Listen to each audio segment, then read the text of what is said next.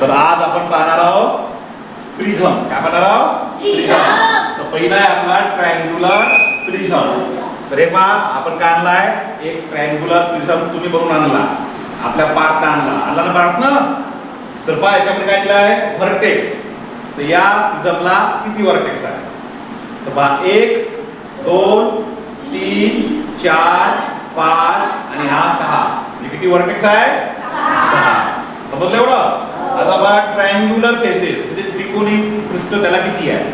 तर हा एक वरचा पृष्ठ आणि दुसरा हा खालचा पृष्ठ. म्हणजे किती ट्रायंग्युलर फेसेस आहे? 2. बरोबर आहे? 2.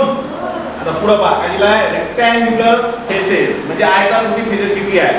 तर हे पहा, हा एक, इकडला 2 आणि हा मागचा 3. म्हणजे किती आहे रेक्टँग्युलर फेसेस? 3 आहे.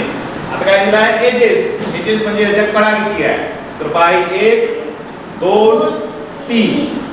जसे वरच्या 3 झाल्या, खालची 4 5 आणि हे मागची 6. आता हे उभी 7 8 आणि इकडची 9. म्हणजे या ट्रायंग्युलर प्रिझम मध्ये किती एजेस आहे? 9 आहे. 9 आहे. बरोबर आहे?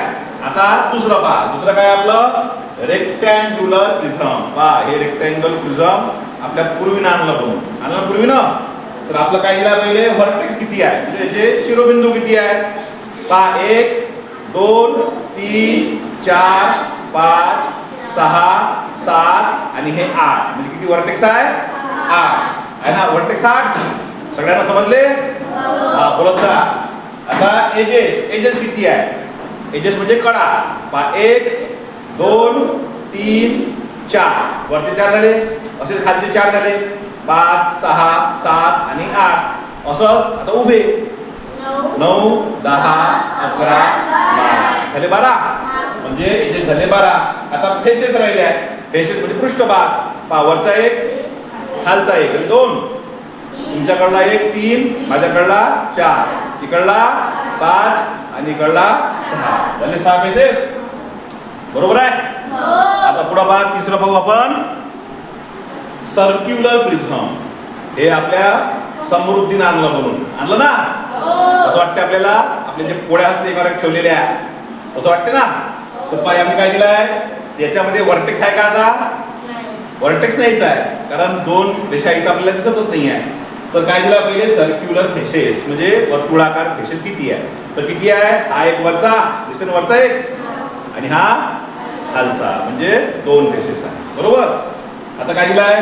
कर्व फेसेस म्हणजे वक्राकार. वक्राकार किती आहे याला? एकच फेसेस आहे. हा एक फेस. आता शेवटचं पहा सर्क्युलर एजेस म्हणजे वर्तुळाकार कडा किती आहे?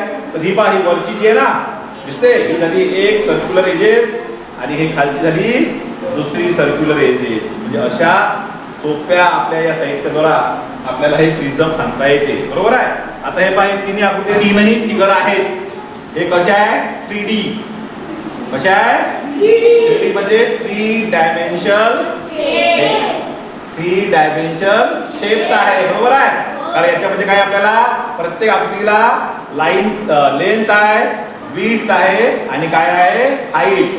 ज्याला ह्या 3 गोष्टी असतात त्याला आपण काय म्हणतो? 3 डायमेन्शनल शेप. आणि या तिघांनी हे बनवून आणलं. सर्वांनी पहिले याचं सर्वांनी 3 वेळा करा.